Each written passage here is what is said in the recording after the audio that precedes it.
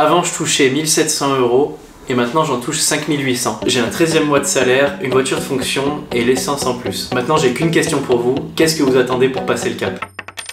Et salut à toi, c'est Loïc et bienvenue dans cette toute nouvelle vidéo YouTube où on a le plaisir de te retrouver mon ami. Aujourd'hui, on accueille sur ma chaîne Julien. Julien, merci d'être venu pour cette nouvelle vidéo. Julien qui est frontalier, il a une très belle histoire à nous raconter. Donc Julien, est-ce que tu peux déjà te présenter, nous dire ton âge et nous dire brièvement tout ce que tu as fait jusqu'à la Suisse? Bah écoute, déjà, salut Loïc. Salut. Je suis très content que tu m'accueilles aussi pour partager parcours, etc. Et puis ça fait du bien aussi de partager ça avec beaucoup de monde. Donc moi, je viens de Montpellier. Je m'appelle Julien, j'ai 24 ans. Je sors d'un parcours, une formation d'architecte. Donc j'ai fait mes 5 ans d'études, je suis sorti avec mon diplôme. Ça fait 2 ans que j'étais en cabinet et j'ai continué après le diplôme pendant 6 mois à Montpellier. J'ai eu quelques désillusions vis-à-vis du salaire. Quand on sort d'architecture, on ne peut pas prétendre à des très hauts salaires, mais moi je suis sorti et j'avais 1700 quelque chose net. Ouais, c'est pas fou pour sachant que, ouais, un métier d'architecte, on s'imagine des gros salaires, mais là ça vole pas très haut en effet. Exactement. Okay. Sachant qu'à Montpellier, la vie a tendance à être de plus en plus chère et que tu te projettes pas. Donc moi je regardais aussi les salaires de mes collègues qui étaient là depuis plus longtemps pour essayer de me projeter. Et je trouvais pas ça très cohérent. Et je me disais pas, je vais sacrifier mes nuits pour ça. Pour un tel niveau, ouais, je comprends. Ouais. D'accord. Ok Julien, donc concrètement, quelle a été ta motivation à venir travailler en Suisse? Il y a totalement l'aspect du salaire, oui. J'ai regardé sur internet qu'est-ce que c'est le salaire minimum pour... Exactement. Voilà.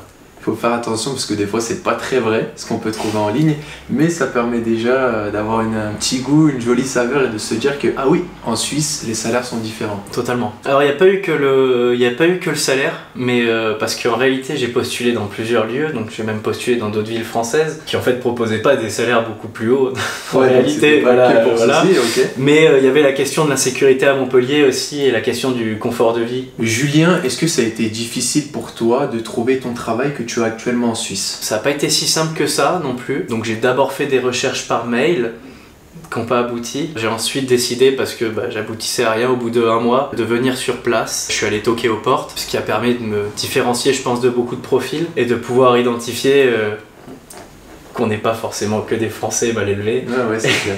Parce que je et du coup, en fait, c'est bien ce que tu dis, c'est que pour toi, c'est vraiment le démarchage qui a été fructueux.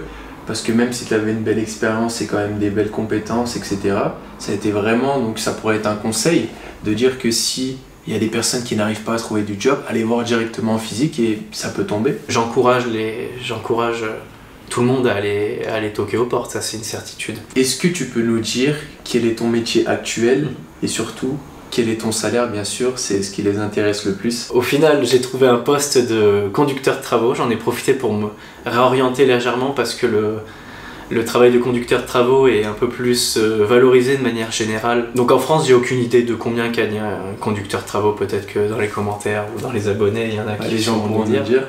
En tout cas, en Suisse, je suis payé... en brut ou en net, pardon? Tu dis en net comme ça c'est plus parlant pour les gens. Je gagne 5600 francs net, et un petit peu débrouti, avec un 13e mois et une voiture de fonction et un avantage sur l'essence parce que je la paye pas. Donc là c'est là. Magnifique les gars. 5600 francs net, ça fait du combien en euros? 5002? Ça fait... Non, ça fait plus du coup. Ah ok. Ça fait plus puisqu'en euros avec le taux, je sais que le salaire ça faisait quasiment 5800 €, quelque chose comme ça. Ok, donc 5800 €, voiture de fonction, essence pour combien d'heures par semaine? 42 heures, la classique. Classique, ouais. Magnifique Julien. Ouais. Franchement, ça doit motiver plus d'un. Ceux qui sont conducteurs de travaux, qui sont dans le domaine, réveillez-vous les gars, parce que Julien, 24 ans, ce salaire-là... Puis n'oubliez pas que j'ai très peu d'expérience pour l'instant, donc quelqu'un qui a de l'expérience, il est valorisé sur le marché et il peut réclamer encore un meilleur salaire. Mais justement, comment tu as fait? Parce que ce n'était pas du tout ton domaine. Comment tu as fait pour devenir conducteur de travaux? Tu as fait des petites études ou pas du tout? C'est passé comment?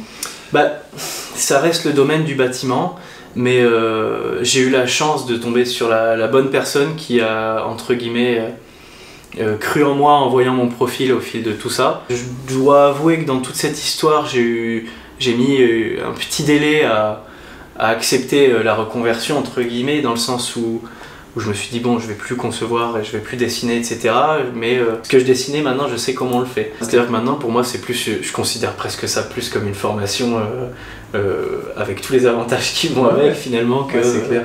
Ouais, c'est génial. Ouais. Alors Julien, est-ce que tu peux nous dire où est-ce que tu habites à la frontière suisse et comment tu te rends à ton travail et quelle durée tu mets pour t'y rendre? Moi, du coup, j'habite à Divonne-les-Bains, donc c'est un village très tranquille où on se presse pas, et je travaille sur Lausanne. Bah, le matin, ça représente une petite demi-heure, et puis le soir, bah, ça peut aller à 3/4 d'heure.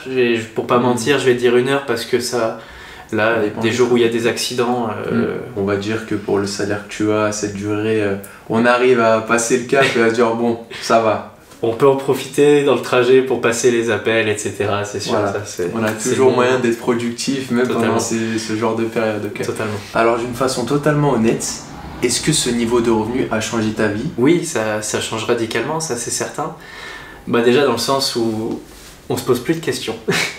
Et ça, ça libère l'esprit, ça libère beaucoup l'esprit. Ouais. Faut faire attention aussi, je pense, par prévention, il faut pas dépenser tout son argent d'un coup. Il faut penser quand même à épargner beaucoup.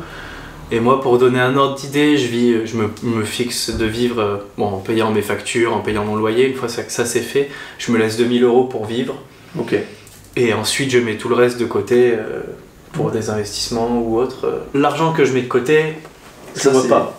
Mais quand je dis que je vis avec 2 000 €, je pense que les gens s'en rendent compte. Ça représente déjà une certaine somme.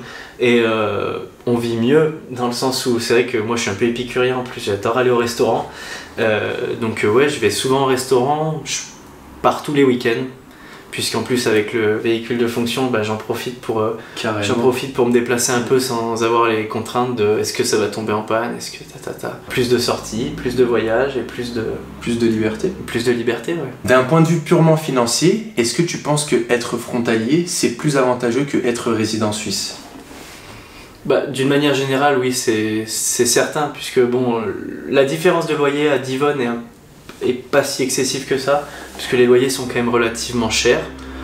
Mais il y a quand même un gros avantage sur la question des courses, sur la question de quand on commande sur internet aussi, sur toutes ces choses là. Et pour ceux qui payent l'essence, il y a encore cet avantage là aussi, parce que c'est vrai que rien que la salle de sport, on est sur des tarifs normaux. Je crois que je paye 35 € par mois. Et alors qu'en Suisse, on atteint très vite les 90, 100. Est-ce que tu aurais un conseil à donner à une personne qui souhaite se lancer dans l'aventure? Ce serait quoi pour toi le premier truc à mettre en place? C'est d'abord de se libérer de certaines attaches, peut-être. Je sais, les copains, la copine, etc. Ça peut être compliqué. Non, pour se lancer, je pense qu'il faut juste pas se poser de questions. Il faut foncer et faut y réfléchir un peu. Bien sûr. Il faut réfléchir un peu en amont, savoir si par rapport au poste, on correspond un peu à ce qui va être recherché en Suisse. Pour l'anecdote, les copains ils suivent après. Ouais. Ils ont tous envie de le salaire et ils ont les crocs après. Ah ouais, vraiment. Ouais. Vraiment. D'ailleurs, il y a des gens de ton entourage qui ont voulu tenter l'expérience aussi ou t'as réussi à en motiver? Ouais, plus d'un. Est-ce que tu peux nous dire honnêtement qu'est-ce que tu apprécies en Suisse, peut-être par rapport au monde du travail, que tu n'avais pas en France? Elle est pas mal celle-là. Je vais me faire des ennemis. Non. Non, je dirais la rigueur. La rigueur au travail, et il y a quand même une bonne humeur en Suisse. Alors je sais pas si c'est le domaine de la construction qui est peut-être comme ça. Ce qui m'a dérangé après en France, c'est de pas être rémunéré à ma juste valeur. Ça c'est une certitude. Dans le métier même, il y avait la question à la fois de l'autonomie. Je me sentais très surveillé, chose qui est beaucoup moins le cas. Et actuellement, il y a aussi la question de l'argent dans le travail même, parce que l'esthétique passe le plus souvent avant l'argent, là où en France, les économies passaient largement avant l'esthétique. Et ça, c'est intéressant ce que tu dis. Toutes les réunions qu'on va faire en France, généralement, c'est tout le temps pour revoir le prix à la baisse parce que telle chose va être trop chère ou telle chose va être trop chère. Et à chaque fois, en Suisse, on est un peu au cœur du sujet. Il faut régler un problème, et si on le règle plus vite en payant plus cher, parfois c'est un peu la solution. Donc c'est plus agréable. Alors Julien, ça fait 6 mois que tu es en poste en Suisse. Est-ce que tu as déjà ressenti que tu pouvais te faire virer? Est-ce que tu as ressenti une certaine pression de ton employeur? alors là c'est un peu pareil, je m'y attendais pas à cette question. Non, pas plus que ça, j'ai même plutôt le sentiment du travail accompli, et puis bon, j'apprends tous les jours là vu que c'est un nouveau métier, et donc j'ai fait des erreurs, et il faut savoir accepter ses erreurs aussi, il faut savoir tomber, il faut revenir le lendemain en se disant qu'on va faire mieux. Et puis en s'accrochant, non, j'ai pas cette crainte-là. Avec mon poste, j'engage justement des intérimaires dans le monde du bâtiment. D'accord. Et ce que je peux confirmer, c'est que quand on a quelqu'un qui est bon, on fait tout pour le garder. Et voire même le mettre en poste dans la société. Il y a une insécurité dans le sens où si la personne vient juste pour mettre les pieds sous la table, forcément, mais quelqu'un qui travaille normalement et qui fait ce qu'on lui demande, il a aucune raison de partir. Okay. Aucune. Maintenant, Julien, on sait que tu es en place, 24 ans, un magnifique salaire, frontalier suisse, t'es posé, voilà, à Givonne, etc. Si on parle de perspective d'avenir, comment tu te vois peut-être d'ici, je sais pas, 3, 4, 5 ans? Bah écoute, là déjà je prends tout ce qu'il y a à prendre en termes de formation, de salaire, etc. Et je coffre un peu pour justement partir sur de bonnes bases peut-être plus tard et investir comme il faut. Investir un peu en France. Moi je suis architecte, donc forcément je suis en capacité aussi de faire certaines choses. Ça a tout son sens. Exactement. Ouais. Et après on verra bien pour ce qui est du poste. Pour l'instant je suis bien en poste comme ça, et puis... Ok, super.